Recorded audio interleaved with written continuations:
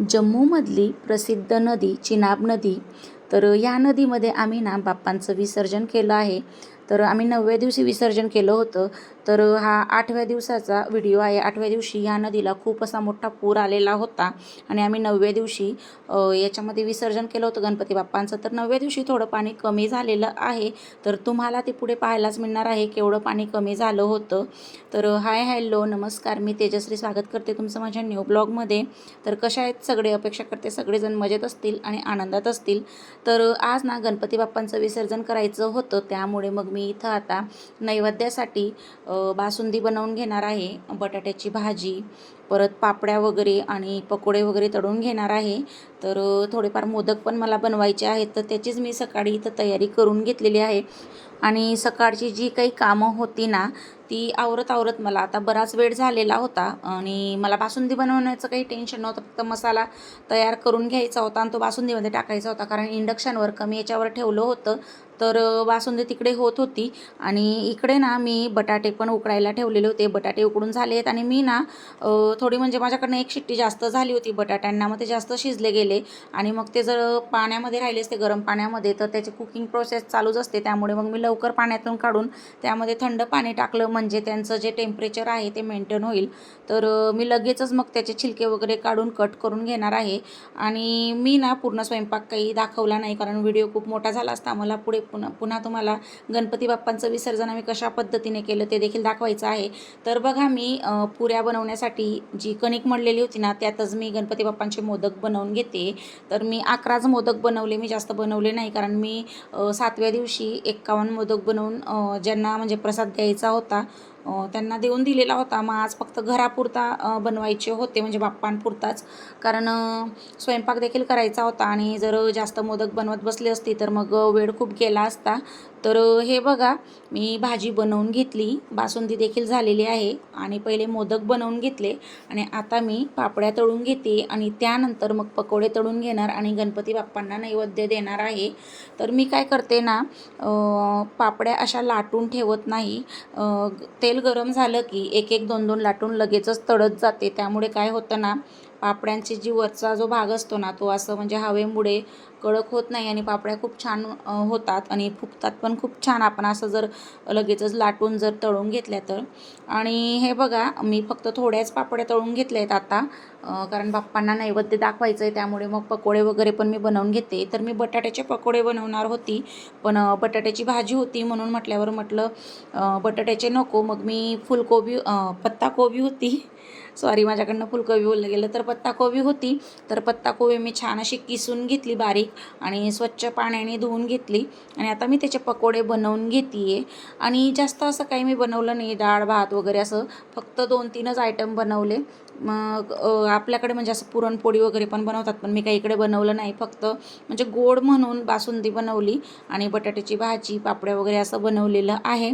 तर हे बघा, मी आता लगेचच इकडे साईडला ताट देखील रेडी करून घेते, कारण हे ड्युटीवरून आल्यावर लगेच मी यांना नैवेद्य दाखवायला सांगणार. आणि मी मशीनला ना कपडे लावलेली होती, कपडे पण केव्हांची झाली होती, पण काही गडबडीत काही माझं ते जमतच नव्हतं कपडे वाळत घालायला. तर आता मी पहिले जे काही जेवणाची सगळी काही तयारी आहे ती करून घेते. आणि मला पुन्हा म्हणजे दुर्वा वगैरे पण आणायला जायचं होतं. मी पटापट स्वयंपाक करून दुर्वा आणल्या, फुलं आणल्या, कारण सकाळी काही माझं जमलं नव्हतं. सकाळी हे देवपूजा करून जातात आणि आरती वगैरे पण करून जातात, तर त्यामुळे काही माझं म्हणजे सकाळी आणायचं जमलं नव्हतं. मग मी नंतर गेली होती आणायला. तर हे बघा, इथं माझा स्वयंपाक रेडी झालेला आहे. बटाट्याची भाजी, पकोडे, बासुंदी, पापडी असं मी बनवलं. आणि त्यानंतर हे बघा, इथं बाप्पांसाठी मी फुलं तोडून आणली, दुर्वा तोडून आणल्या होत्या आणि इथं मी लगेच नैवेद्याचा ताट पण रेडी केलेलाच होता. तर यांना मी आता नैवेद्य दाखवायला सांगेल. तर जास्त काही असं हे नाही. तर गोडमध्ये मोदक तर होतेच आणि बासुंदी होती. म्हटलं मग अजून काही जास्त बनवायचं नाही, आणि आपण एवढं जास्त बनवलं पण तरी ना तर वेळ पण जातो आणि पुढची तयारी आपण व्यवस्थित नाही करू शकत मग. तर हे बघा, इथं छान असं हे नैवेद्य दाखवून देत आहेत गणपती बाप्पांना. आणि गणपती बाप्पांना नैवेद्य दाखवल्यानंतर लगेच मी मुलांना जेवणला बसवणार आहे. आणि आमचा ना आज थोडा प्लॅन चेंज झाला. तर इथं ना आम्हाला बाहेर जायला मनाई असते.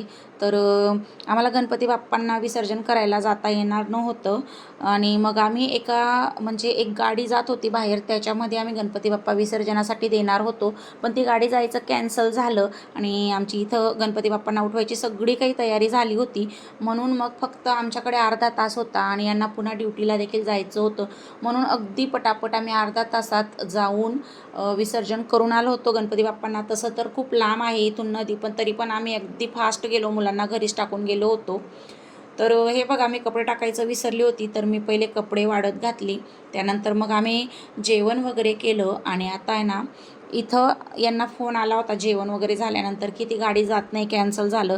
मग अगदी पटापट आम्ही रेडी झालो. मी छान अशी साडी वगैरे नेसणार होती, पण मग काही टाईम नव्हता, म्हणून मग मी ड्रेस घातला, म्हणजे टी शर्ट लोअर चेंज केलं, साधा ड्रेसच घातला आणि यांनी पण पटकन तयारी केली.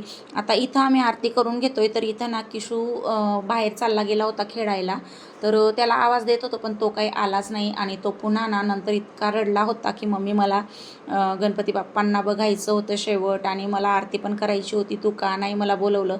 मी भरपूर आवाज दिले, पण तो पुढच्या लाईनीला खेळायला चालला गेलेला होता. तर मग म्हटलं चला आपण तरी आरती करून घेऊ, कारण तेवढा वेळच नव्हता, यांना ड्युटीला पण पुन्हा जायचं होतं. तर त्यामुळे मग आम्ही पटापट इथं गणपती बाप्पांची पूजा केली, आरती वगैरे केली आणि आता लगेचच आम्ही निघणार आहोत. तर इकडे काही जास्त लोकांनी गणपती वगैरे बसवले नाही आहेत आणि बाकीचे 2-3 लोकांनी बसवले होते, तर त्यांनी कोणी 5व्या दिवशी कोणी 7व्या दिवशी विसर्जन केलं होतं, तर आम्ही 9व्या दिवशी करणार होतो, त्यामुळे मग आमचा राहिलेला होता. तरी हे बघा, स्कूटीवर जायचं होतं म्हणून मी गणपती बाप्पांना आता इथं घेतलं आणि आता आम्ही घरून निघालेलो आहेत. आणि तिकडे नदीला ना भरपूर असा मोठा पूर आलेला होता. पहिल्या दिवशी तुम्ही पाहिलंच होतं, दुसऱ्या दिवशी जरा पाणी कमी झालं आहे. तर हे बघा, हे जे इथं चालतायत ना, तर आता इथून जे पायऱ्या उतरत आहेत तिथपर्यंत पहिल्या दिवशी पाणी होतं आणि आज जरा कमी झालं आहे बघा. इथून तर जिथपर्यंत पाणी दिसतंय ना, एवढं पाणी आज कमी झालेलं होतं, पण तरी देखील प्रवाह खूप जास्त असा होता पाण्याचा, भीती वाटत होती.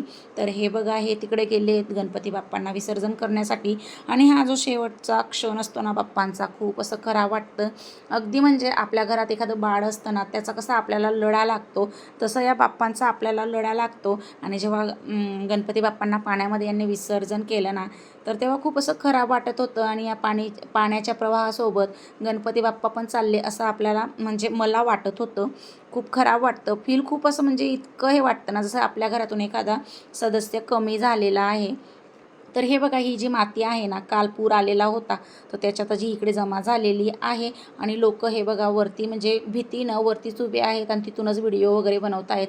खाली जाण्याची कोणाची हिंमत होत नाही, कारण प्रवाह खूप जास्त आहे आणि पोलीस वगैरे पण असं म्हणजे परत परत अनाऊन्समेंट करत राहत आहेत की पाण्याचा प्रवाह जास्त आहे आणि वाढू पण शकतो, त्यामुळे मग इथं आजूबाजूला कोणी जास्त येऊ नका, उभे राहू नका, असं त्यांचं म्हणजे जनतेच्या सुरक्षेसाठी ते परत परत असं अनाऊन्समेंट करत राहत होते. आणि हे बघा, इकडे थोडं वरच्या भागाला ना दुकानं वगैरे आहेत, अशी छोट्या छोट्या लॉऱ्या लावलेल्या आहेत, कारण लोक इथं बघायला येत आहेत, तर त्यामुळे त्यांना खाण्यासाठी. आणि त्यानंतर हे बघा, आम्ही आता इकडे निघालेलो आहेत आणि एवढ्या घाईत ना आम्हाला पेट्रोल देखील टाकायचा होता, तर आम्ही एका छोट्या गलीमधून गाडी काढली आणि इकडे आता आम्ही आलेलो आहेत पेट्रोल पंपवर.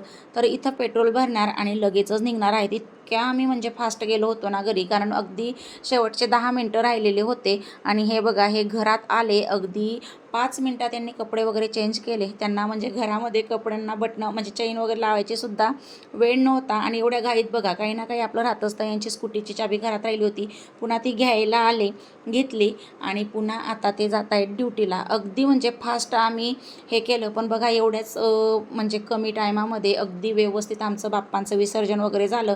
देवाचीच कृपा असते आणि देवाचीच साथ असते आपल्याला अशा काही गोष्टींना.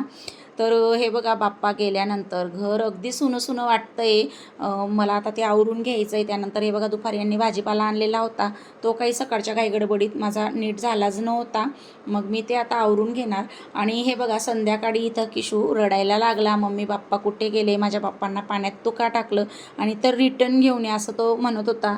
खूप रडायला येत होतं त्याला. मग मी त्याला समजावून सांगितलं की तू जसं तुझ्या मम्मी पप्पांजवळ राहतो ना, तर तसं गणपती बाप्पा पण त्यांच्या मम्मी पप्पांजवळ गेले, त्यांच्या घरी गेले, तुला जर असं कोणी ठेवून घेतलं तुला कसं वाटेल. तर तसं समजवल्यानंतर तो थोडा शांत झाला. आणि मग आजचा ब्लॉग ना मी काही इथून पुढे शूट केलाच नाही, तर आजचा ब्लॉग मी इथं स्टॉप केला. तर भेटूया पुढच्या ब्लॉगमध्ये, तोपर्यंत बाय अँड टेक केअर.